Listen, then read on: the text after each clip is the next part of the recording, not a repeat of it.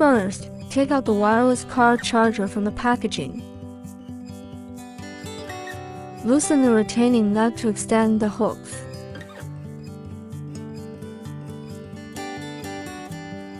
Thread the hook into the car air vent and snap it onto the back of the air vent vane. Tighten the nut to fix the car charger.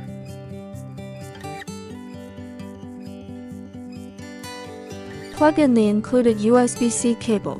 Fast charging requires a iWatch adapter included in package. Place your phone or watch on the charging area to start charging.